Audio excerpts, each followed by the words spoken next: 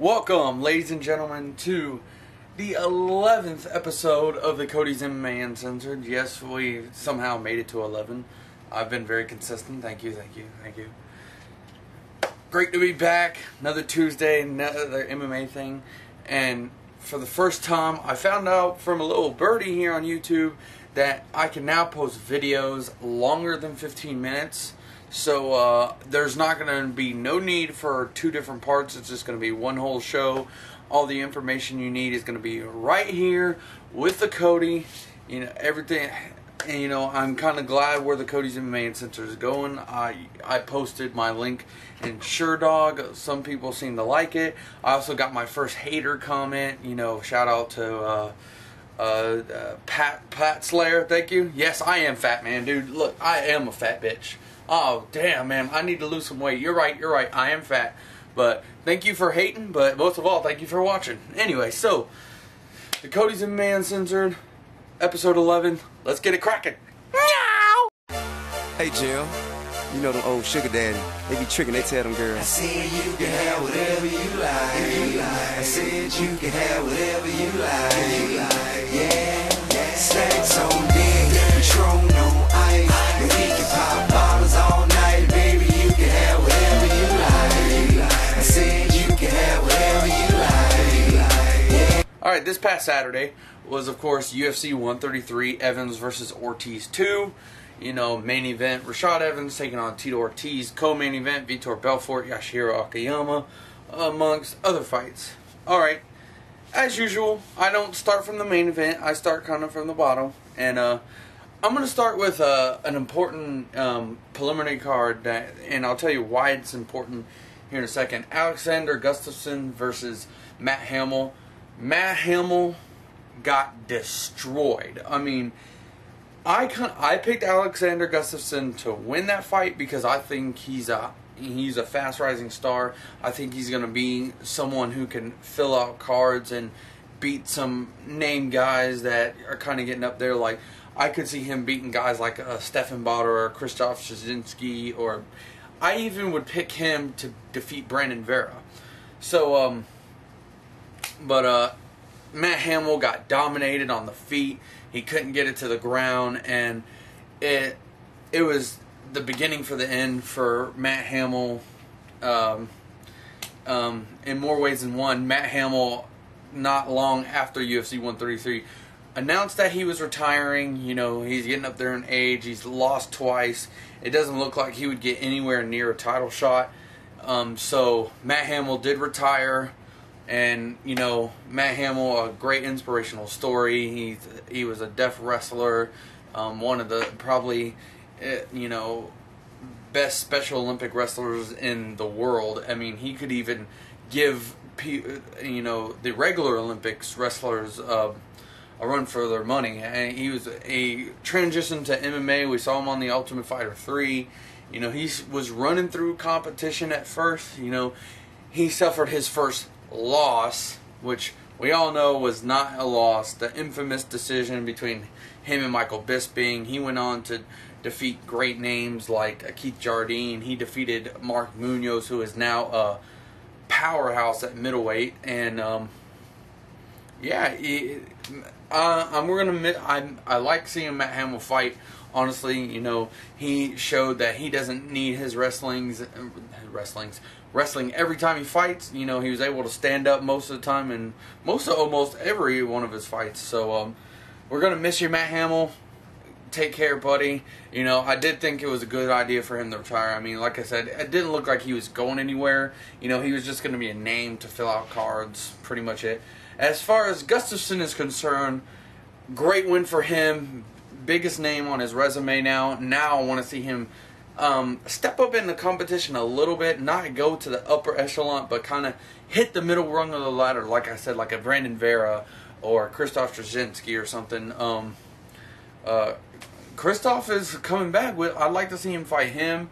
I would like to get him on a main card, you know, so, you know, people who didn't watch Spike could see this guy is a good fighter. So, you know, he was originally supposed to fight Vladimir Matyushenko, and I honestly believe that it would have been worse for Matyushenko than it was for Hamill, period. So, You know, I would like to see Gustafsson go up in competition.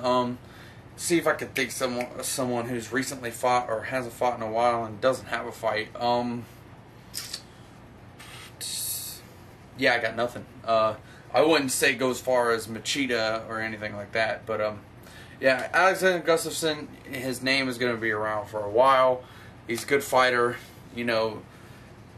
Yeah, I said that. I said all that already. Okay, moving on. Okay, this fight kind of happened later on in the card, but I kind of want to get to all the semi stuff, and then I'll talk about the fights themselves. All I got to say is, what the fuck, Dennis Hallman? I mean, what the hell? I mean, yeah, okay, Shoney Carter used to fight in bikini bottoms, that's what I call them, but they were nowhere like that. I mean, couple more inches, and he would have been fighting with his penis. He'd be like, whoa, yeah! I mean, I wanted to just slap him for wearing it. I guarantee you, I will bet you $1 million, Brian Ebersol beat the hell out of him the way he did just because he's like, fuck, man, I have to fight a man wearing a bikini? What the heck? What the? He's wearing a Speedo. He's wearing a short-ass Speedo. I gotta fight him? I'm gonna whoop his ass just because I have to touch him. Just because I have to touch him.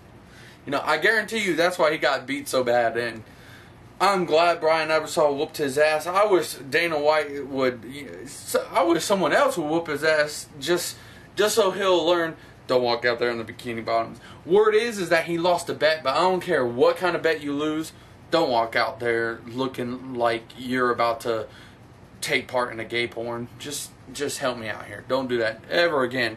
I mean, for a guy whose nickname is Superman, whoa, okay. Great win for Brian Ebersol, by the way. You know, he beat Chris Lytle, he beat Holman. Will he step up in competition? I don't think it's quite the time for him to, you know, start fighting bigger names, but I would like to see him fight, you know, a gatekeeper still. We haven't seen really enough of him to actually put him into a point. Is he a potential title contender, or is he just like one of those guys that just can fight and win here and there, you know? So yeah, that's what I think. Okay, now let's get on to the fights. Okay, first fight of the night, Rory McDonald took on Mike Powell. I wanted to see Quicksand win this fight just because he's a veteran, and Rory McDonald, I think, you know, I kind of hate hype to a certain extent, you know. I hate how everyone's talking about that this is going to be the most dangerous guy at 170 when he just showed a mental weakness when he fought Carlos Condit, because he could have easily won that decision if he didn't mentally break going into the third round. So, yeah, but I think Rory McDonald, I think it was a great win. He stopped a guy like Pyle, which is not easy to do. It was a great win, but to be honest, he hasn't really fought. He hasn't fought one of those guys that could give him trouble. I mean, he lost to Carlos Condit, yeah, but you know, Carlos Condit, though he's a good striker, you know, in my opinion, he's more of a grappler type fighter. You know, even though his last 2 wins were by TKO, so yeah, it just kicks the hell out of my idea of him. But you know, Nate Diaz, again, you know, simply a grappler. You know, Nate Diaz, a decent boxer, but nowhere near as good as his brother Nick. Simply a grappler, was able to, and he was much bigger than Nate, so he was able to toss. And again, much bigger than Pyle, much stronger. Pyle predominantly a grappler, so I want to see him fight a very well-rounded fighter. Like, I guarantee you Josh Koscheck would defeat him. I guarantee you, even though I hate John Fitch, I think John Fitch would beat him. I want to see him fight one of the bigger names, one of the more well-rounded fighters, and, you know, then we'll talk about McDonald, okay? So, I don't think it's the end of Pyle. I think Pyle should get another couple fights. I mean, I would like him to see him fight the winner or loser of the Hardy-Lytle fight coming on at UFC on Versus 5 this Sunday, which I will be talking about today. So, yeah. Good win for McDonald. Okay, moving on. Let's go to the co-main event. I really don't want to talk about Rivera, Filippo. I kind of don't want to. So, alright, co-main event, Vitor Belfort, Yasuhiro Akiyama. Went exactly as I thought it would. I knew Belfort would catch him, and I knew Belfort would finish him. I think Akiyama, at first I didn't think so. I thought, with the way he fought Lieben and the way he fought Belcher, I didn't think he was that overrated, but he just loses, man. He loses. He should have won against Lieben, but Lieben caught him, and if you can't survive an extra 20 seconds when the fight is almost over, you deserve to lose. That's all I'm saying, Roy McDonald. So, yeah, Vitor Belfort knocks Akiyama out. Now, people are saying Belfort should get the winner of Silva Okami.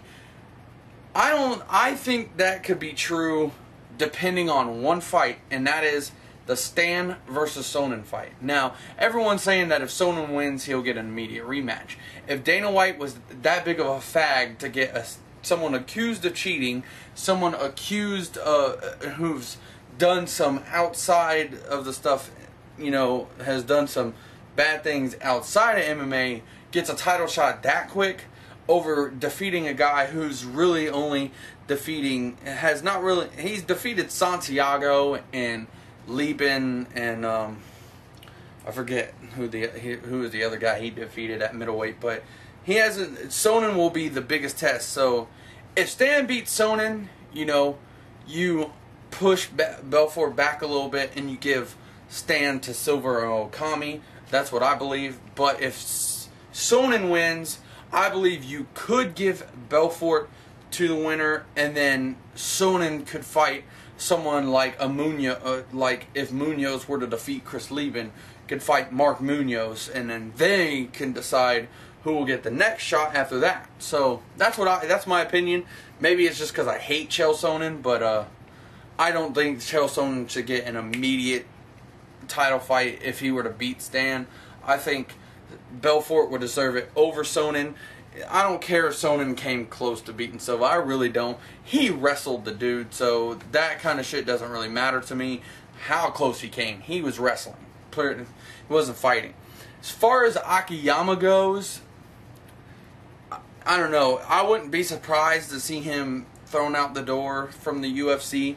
Honestly, he's like, what, 1-3 now? If he were to stay in the UFC, he would... I think it's time to give Akiyama a kind of a middle of the line guy, not hey, I'm going to compete for the title. Like, say, Damian Maia. Go, give him Damian Maia. That would be an interesting fight. I would love to see Akiyama fight Maia, but I'm not sure. I think Maia's already fighting somebody, but I don't remember who that is. I think it's Santiago, right? I think it's Jorge Santiago. Is it? Oh no. Or you can go give Akiyama him. I think Akiyama could beat Santiago. Personally, maybe that's just me, but whatever. But I don't know. Like I said, I wouldn't be surprised to see Akiyama thrown out the door and just say, "Hey, see ya." Thanks for coming. But Vitor Belfort, like I said, just to recap, Belfort should get a title shot if Sonnen beats Stan. If not, then Stan should get the title shot, and then Belfort could fight somebody else, and Sonnen and Munoz can, hell, Sonnen could fight Belfort. Wait, what did I say? Okay, I confused one. Just rewind the video. Okay, rewind the video, go back, and whatever I said before, that was the right one. Okay, alright, so, alright. Now, finally, the main event at UFC 133. I got a little bit to say about this one. Okay. Tito Ortiz was Rashad Evans too. If it wasn't for Tito Ortiz grabbing the fence, Tito Ortiz would have been the first blemish on Rashad Evans' record, but that was not to be. So in the rematch, totally different rematch, Rashad decided to use his wrestling early on instead of playing with the striking game like he did in the first fight.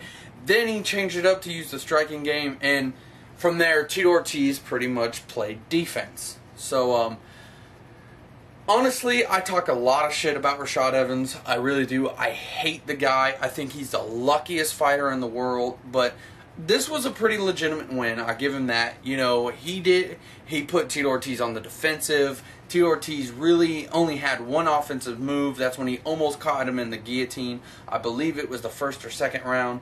But to be honest, I have more of a qualm with Tito Ortiz in this fight than I do Rashad Evans. Okay, Tito, you have a whole hell of a lot of momentum behind you. You come off a win over a top-ranked contender that no one thought you would win. You're coming into a fight against a guy you should have beaten before, okay? And then you collapse under the pressure. I don't care what anyone says. When he got kneed and got the wind knocked out of him, he gave up. Period. Dude, he had like, what was it, 20-something seconds left in the second round. You can roll to your back, grab Rashad in your guard, and just hold on to him, and then, you know, regroup and figure out what your game plan is for the third round. But no, you sat there, even after Murgliata told you he was going to stop the fight, and you didn't improve your position. That pisses me off because I felt Tito Ortiz gave up, quit, just didn't want to fight anymore. Rashad Evans caught him on the ground, kicked him, kneed him in the rib, and Tito just said arrivederci. You know, that made me so mad because I was counting on Tito. I really wanted to see Tito win this fight and shut Rashad Evans and all his fans that think he's the greatest fighter in the earth up, because I was so sick of hearing Rashad Evans deserves a title shot, Rashad Evans deserves this, he's the greatest, he's number one, blah, blah, blah. I was so sick of hearing it, but then Rashad Evans goes and gives a great performance like he did, and Tito Ortiz quits, and I just was like, damn, man. Damn, why couldn't it have been reversed, you know? But good win for Rashad Evans. I'm not going to hate on him this time. You know, he won legitimately, fairly. I'm not going to say he got lucky. I'm not going to say anything. He was the better fighter. Tito Ortiz, very disappointed in him. I felt like he quit. I felt like he had every opportunity to take that fight and make it his own. And I don't know what to say. Rashad Evans will probably get the winner of Rampage Jones. That's most likely what will happen. Tito Ortiz, don't know where he goes from here. I would like to see him, like, honestly, I have been wanting to see this fight for a long time, and I want to see him fight Rich Franklin. Rich Franklin's fighting at light heavyweight now. Two veterans. Stop giving Tito Ortiz all these up-and-comers, all these guys that are the future, and give him a veteran and let him fight Rich Franklin. That would be a good fight. I want to see that fight. You know, maybe he'll fight Rogerio Nogueira. Maybe he'll fight someone else. I don't know. You know, give him a guy he could beat. I mean, plain and simple. Everyone liked the Cinderella story. He beat Ryan Bader.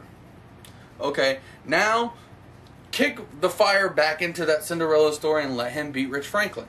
Let him try to beat Rogerio Nogueira. Let him go fight Krzysztof Straczynski. Let him fight Brandon Vera. Let him fight someone he has a chance against. He had a chance against Rashad. I give him that, but I don't know. Maybe he just mentally broke. I don't know. But yeah. So that was UFC 133. You know, I don't know how I did on the card. I picked McDonald to beat Pyle.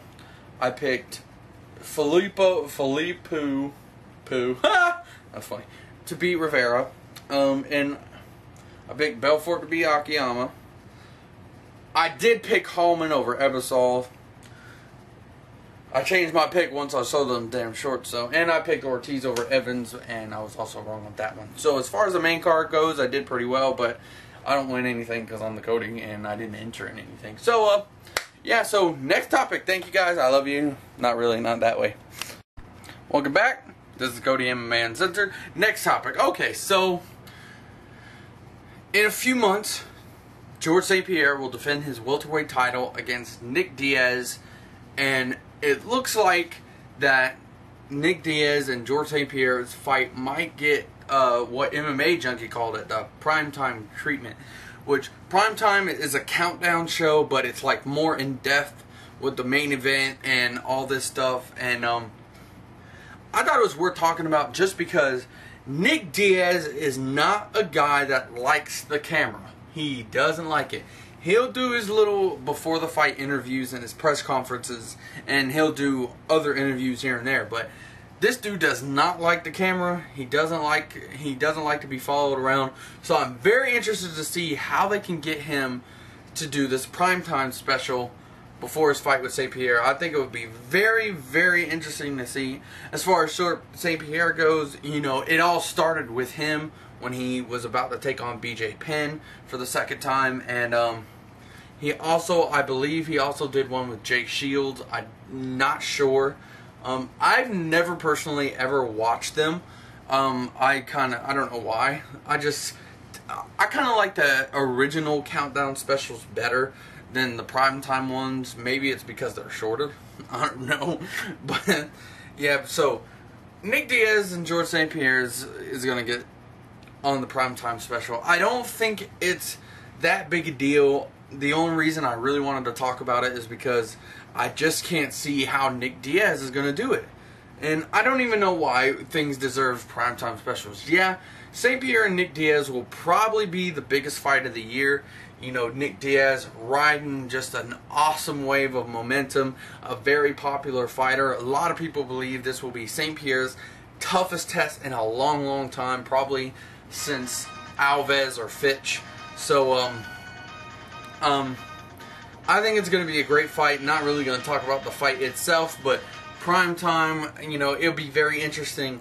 I want to see how Nick Diaz is going to train for George St. Pierre. Is he going to train going and thinking St. Pierre is going to take him down?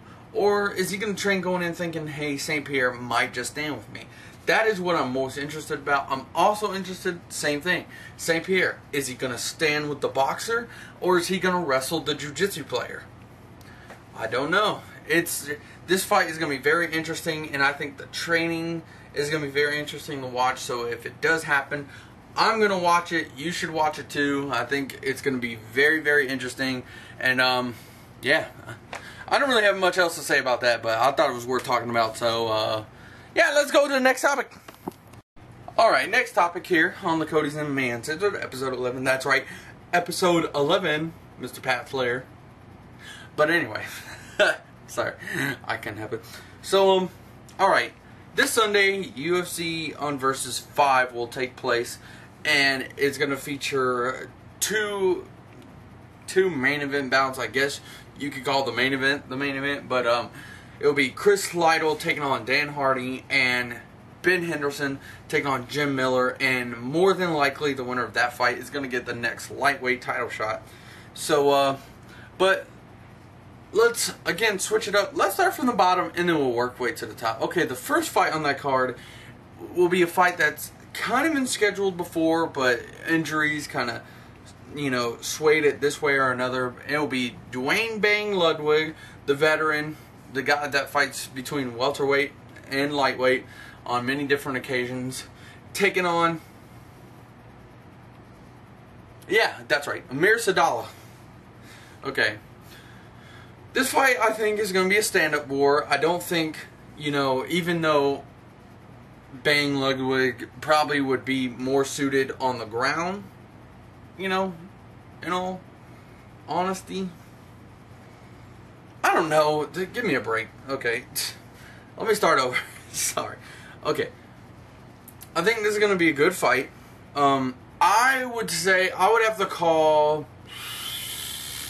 I'm just going to go out. I'm going to go with maybe people would consider it upset. I don't know. But I would go with the upset, and I think Ludwig will take this fight. You know, Sadallah, Sadallah has been he's been rocked in the past with, you know, pretty good strikers, and I'd like to see Ludwig win this fight just because, you know, I think Sadallah was like one of the worst winners in Ultimate Fighter history. Let me just explain why. I mean, he didn't have the credentials, he didn't have the background, and let's just face it, he got lucky. I mean, he was losing to Gerald Harris. Got a knee, able to capitalize on Harris, won that fight. He was losing to Matt Brown. able to capitalize, get a submission in that fight. He was losing to CB Dollaway. Capitalized submission. Okay. As far as defeating CB Dollaway in the Ultimate Fighter finale, he wasn't really losing, but again, quick submission. I mean, and I don't know, but but anyway, I don't know why I don't hate Sadala, but I kind of enjoy watching him lose sometimes, because I just think he's just, you know, he's a funny guy, but he's just riding this high wave, and I don't think he really deserves it. I don't know. Maybe I'm harsh, but yeah, I'm going to go ahead and pick Dwayne Bad Ludwig, and I'm going to say TKO second round. Okay. Moving on to fights I kind of want to talk about more. Okay, so fight of the night I think is going to be Donald Cerrone versus Charles Oliveira, simply because you got the young gun known as the quick submission guy. He's very, very good at submissions. You know, he had that setback against Jim Miller, and then he had that illegal knee. I believe it was against Nick Lentz. I'm not sure. I don't really remember, but he got an illegal knee, and the decision was overturned. So he's kind of on the down wave right now. So he's going to be taking on Donald Cerrone. I think Donald Cerrone, you know, he's coming off what he says was a semi-impressive win. You know, even though he dominated the fight, he just kind of believed that, oh, I could have did better. And then, you know, I think Donald Cerrone will win this fight just because Oliveira's best hope is to get the fight to the ground, and I don't think he could get Cerrone to the ground. So maybe he'll pull guard, but I think Cerrone will be a little bit too smart for that. And I'm going to say Cerrone by decision. I don't think he'll knock out Oliveira or submit him. So even though Jim Miller did, but I think it was more, he got submitted because he was overly confident, you know. So I'll explain that some other time. But I'm going to pick Donald Cerrone in this fight. If Donald Cerrone were to win, were he get anywhere, he would probably get bigger fights, but, you know, he got 2 lightweight title shots, you know, against Ben Henderson. Well, you know, he fought Jamie. He's actually had 3 title shots. Now that I think of it, he fought Jamie Varder. Should have won that fight, but then he lost a close one to Ben Henderson, and then was submitted by Ben Henderson. So, yeah, I don't know where he would go if he wins. Same thing with Oliveira. Don't think he really much improves after this win. So, yeah. But I will go with Cerrone by decision. Okay. Next fight, co-main event. Probably will have title implications. A fight I'm very excited to see, but I don't think it will be. I think it's going to be a grapple fight. So it's probably, you know, to most fans, it's not going to be that exciting. But because they're both wrestlers. It's not like they're both jiu-jitsu players. When 2 jiu-jitsu players go at it, then that's very interesting. When 2 wrestlers go at it, it's like whoever's the better wrestler will probably win. Just like in the Frankie Edgar Gray Mare first fight. So, sorry. I'm losing my throat kind of hurts, so I'm just kind of talking through pain here. Okay, anyway. So I'm still am not sold on a winner in this fight. I really can't decide. You know, I think Jim Miller will hold the submission advantage and maybe the wrestling advantage. That's a hard one because Ben is a good wrestler.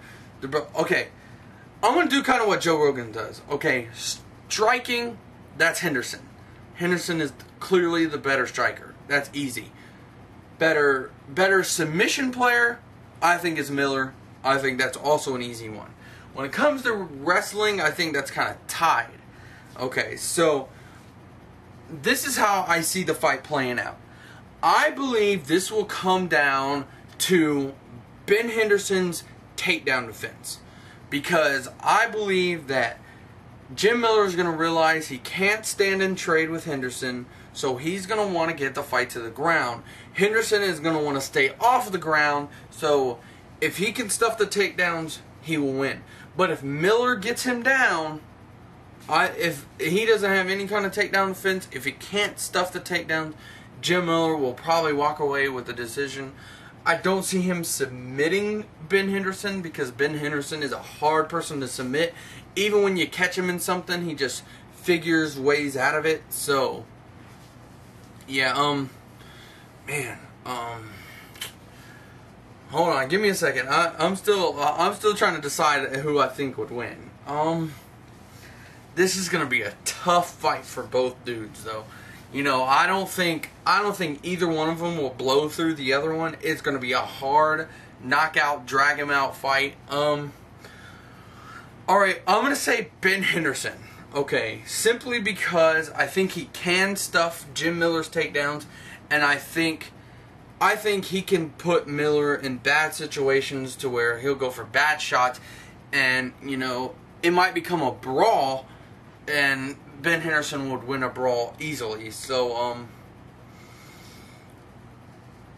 alright, yeah. I'm going to go with Henderson by decision.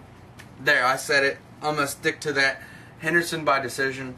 It's going to be a close one, though. That is going to be a great fight to watch. That's going to be a tough one for both fighters. Okay. Henderson decision. Alright. Main event.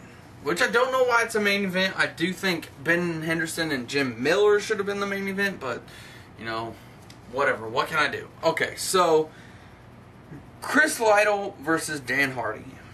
Dan Hardy, he after beating guys like Marcus Davis and Mike Swick and Rory Markham and Akihiro Gono, he went in, he fought George St.Pierre, and, you know, St.Pierre tried to submit him. He showed just how tough he was, you know, but he was dominated, let's be real. Since then, he hasn't done shit. He got knocked out by Condit. He got out-grappled by Anthony Johnson. So, where does he go from here? I truly believe if Chris Lytle defeats Dan Hardy will be out the door. Because that would be 3 losses in a row, I believe. So, no, wait. That would be 4 losses in a row for Mr. Hardy if he were to lose this fight. So, yeah, Chris Lytle, he was also riding the highway of success. It was kind of derailed by Brian Ebersol. He was supposed to face Carlos Condit that night, but I still want to see that fight, to be honest. I would love to see Condit versus Lytle, but yeah, so Lytle's looking to try to get back on the track, man. So, but this is how I see this fight playing out. In my honest opinion, Lytle is the all-around better fighter. But here's the problem. I think Chris Lytle is going to come out wanting to strike. He's not going to want to grapple. He wants to make it an exciting fight, and Dan Hardy is going to outstrike him. I even predict Dan Hardy is going to knock him down a few times, knock him silly, and be able to avoid the takedown. So I'm going to pick Dan Hardy by decision, just because Lytle's a hard guy to stop, and just because I think Lytle is going to try to make this a brawl, and I see Dan Hardy winning a brawl 9 times out of 10 when it comes to fighting Chris Lytle. So, yeah, a lot of people are saying Lytle's going to win by submission, but I kind of don't see it that way. I think Dan Hardy's going to win, you know, by decision. He's going to outstrike him. He's going to do what he did to Mike Swick and Marcus Davis. So, that's how I see that fight playing out. If Dan Hardy wins, he's finally back on. He's back in the game. He's ready to go get more fights. But if he loses, like I said, he's gonna go, psh, thanks for coming. So yeah, but I see Dan Hardy winning by decision, just because I think Chris Lytle will, again, he'll strike. So yeah. So that's gonna be on UFC vs 5. It'll be this Sunday. I believe it's Sunday. It could be Saturday. Who knows? I don't know. I don't know much these days. So, yeah.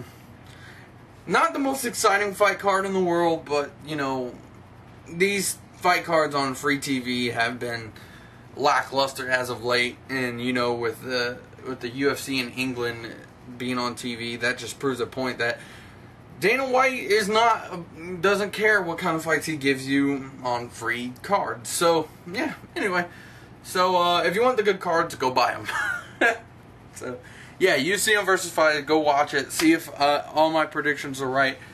They're never right. Let's just be real. Okay, yeah, they're never right. All right. It is now time for everyone's favorite moment of every episode of the Cody's MMA Uncensored, and that is the Cody's Corner. Today's episode of the Cody's Corner is brought to you by the Cody, because I am the Cody. So, anyway. Sorry. I want to talk a little bit about Alistair Overeem. Okay. Alistair Overeem was recently released from Strikeforce not long after he dropped out of the Strikeforce Heavyweight Grand Prix. Here's my problem with Overeem.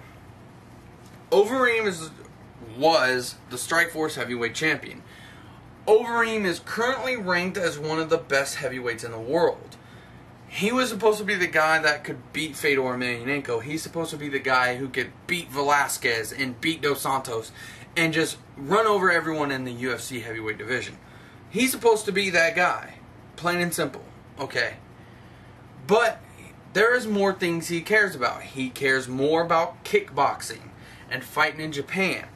And for those reasons, he didn't want to re-sign another contract. He didn't want to sign with the UFC.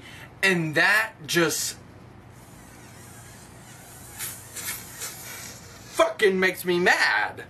Because Overeem has the chance to be one of the biggest MMA stars on the planet, if he isn't already, and he wants to go kickbox people that here in the U.S., unless you follow kickboxing, you don't know who the hell that is. Like, I didn't know who the hell Badr Hari was until Alistair Overeem fought him. So, you know, I didn't know who Pat Barry was until he fought in the UFC. I didn't know who Mirko Krokop was until he fought in Pride. That's my point. Okay, so you want to go and, you know, fight all these nobodies. It's not going to get you anywhere. What, you want to be the best kickboxer in the world? Okay, fine. Okay, you're the best kickboxer in the world. There, congratulations, homie. Awesome. Man, I would rather be the best MMA fighter in the world. Like, I'm pretty sure quarterbacks in the NFL want to be the best quarterback in the NFL. They want to be, people in baseball want to be the best pitcher in baseball. You know what I mean? Why would you want to be the best kickboxer when you're an MMA fighter? You know what I mean? I mean, it's just so retarded to me. It's just, Alistair Overeem has not lost in a very long time.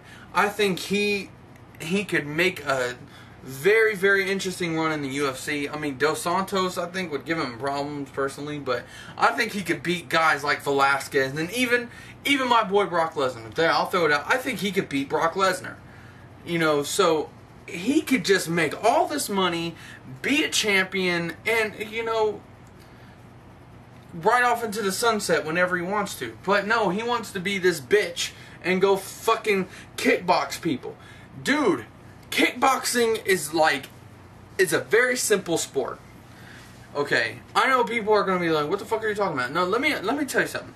MMA is the most complex sport for a reason, because you don't know what will happen in an MMA fight. Takedowns, submission, punches, elbows, you know, man, slams, for crying out loud. People can powerbomb people. Have you ever seen the Rampage Jackson versus Ricardo Arona fight? Have you ever seen it? Powerbomb, okay? Anything can happen in an MMA fight. You know, there are only one or two things that can happen in kickboxing. Someone can get knocked out, or someone could just outstrike the other person. Big fucking whoop-de-diddle fucking do. Okay. Now, I like boxing, and maybe boxing is the same thing. Okay, I understand, but I'm just saying, MMA is more complex, it's more entertaining, it's better to be called the best MMA fighter in the world than the best kickboxer. You make more money being a MMA fighter than you do being a kickboxer. Alistair Overeem must have been taking that horse meat because there's something fucked up wrong in his head, and it just irritates the hell out of me because he could have done so much in the sport.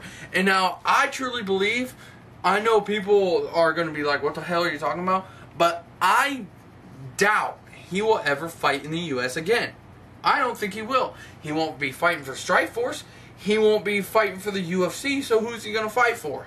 He's going to fight for Dream. He's going to fight for Zengoku. He's going to fight for K1. He's going to go in Japan, and he's going to hang out there. He's going to stay there. He's going to fight there. That's all we can do. Alistar Overeem, in a couple years, if he sticks on this path he's going on, it's not going to matter who he beats because no one's going to care.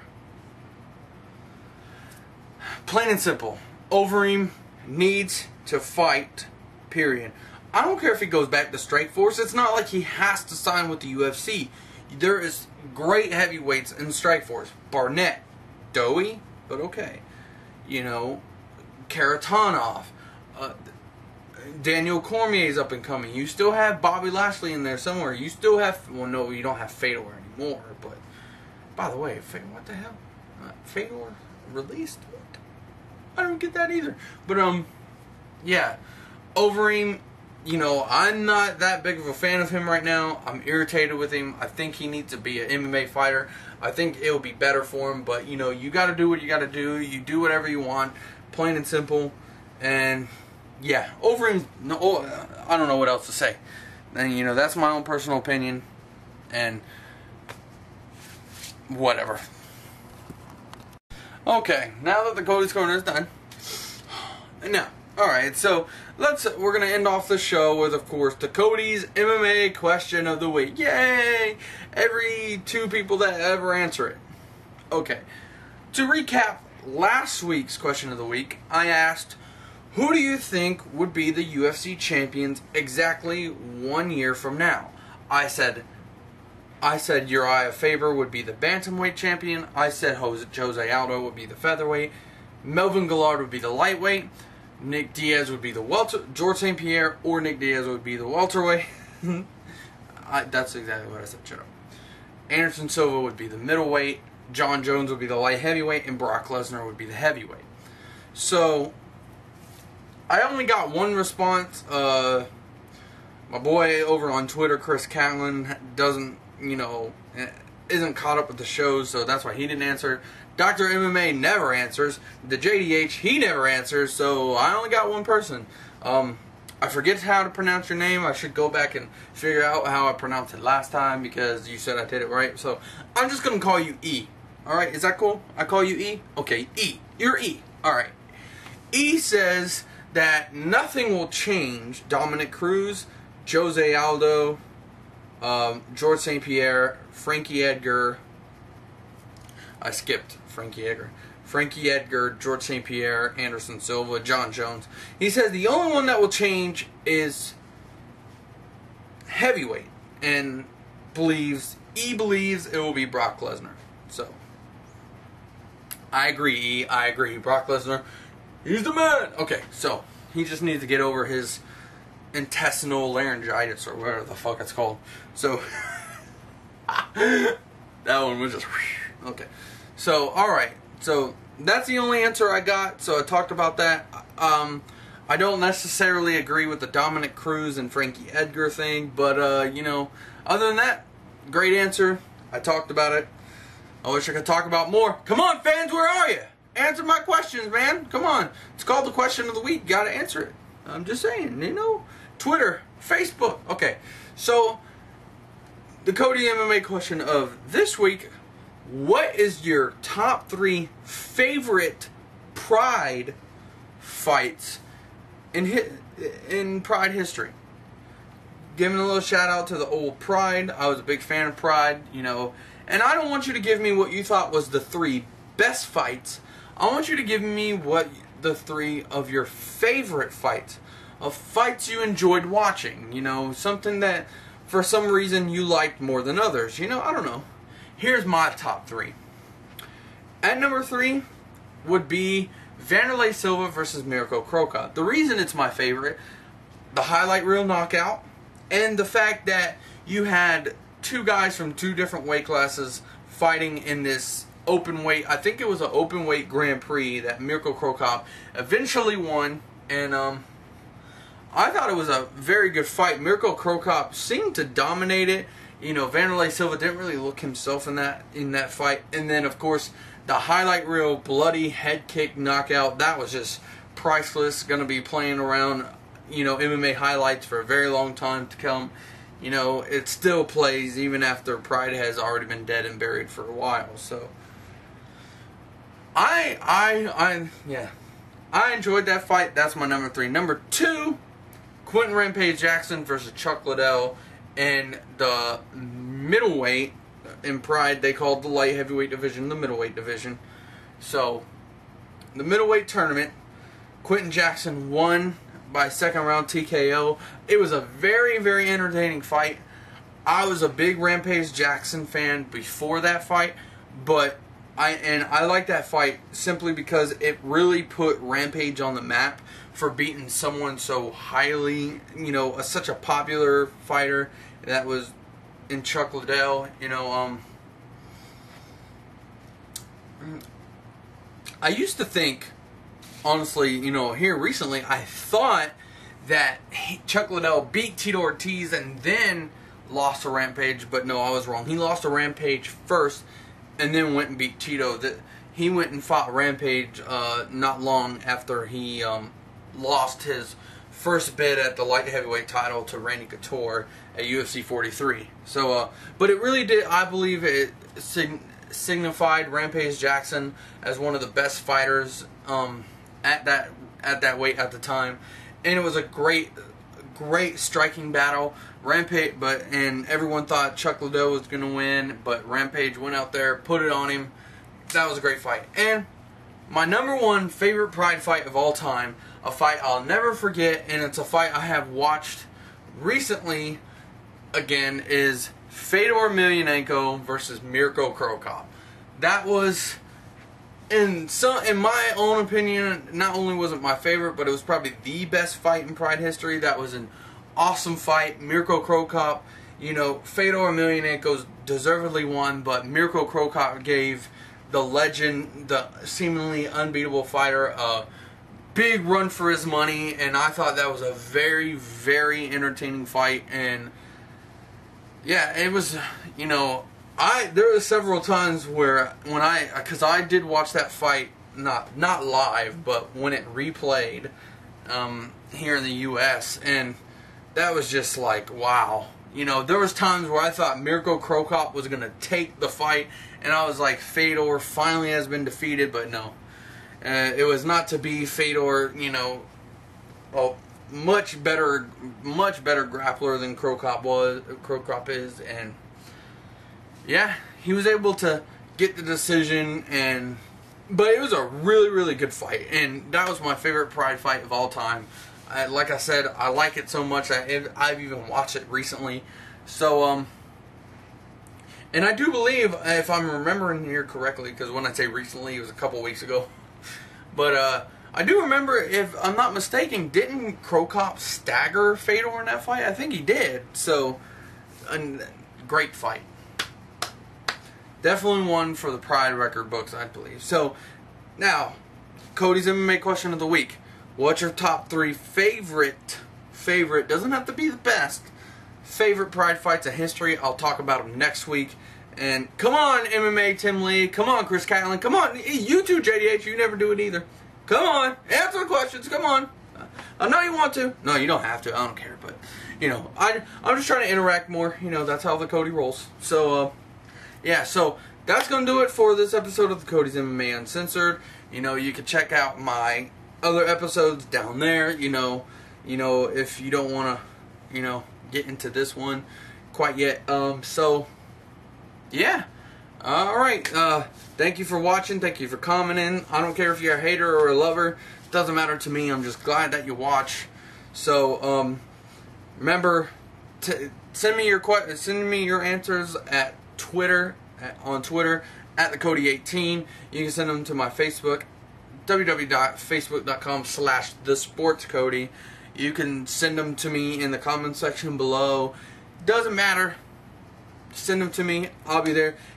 I got a great amount of views for my part 2 of my last episode. I'm very happy about that. I'm 3 away from 30, so guys, get out there, share my videos, man. I got a very good comment from a long-time MMA fan, said he was watching UFC since UFC 10, and he told me that he's going to come watch my show whenever he wants MMA information, because I tell it like it is. And thank you. I really appreciate that. I forgot your name because he sent it to me on MySpace, and I hardly ever go on MySpace anymore. And you know, I guess he found me on Facebook, but decided to mess with me on MySpace. I don't know, because I posted my MySpace thing and say, hey, I'm still on MySpace, blah blah blah. Anyway, no one cares about that. So that's all right. Thank you for the comment. Come on, get me to 30 views. I only need 3 more. Just go share it with 3 people who, you know, you don't like, because I think my show sucks. So anyway, so go out there, share my videos, Twitter, Facebook, comment section below. I am the Cody. You are my fans and the one hater. And I love you guys. Peace.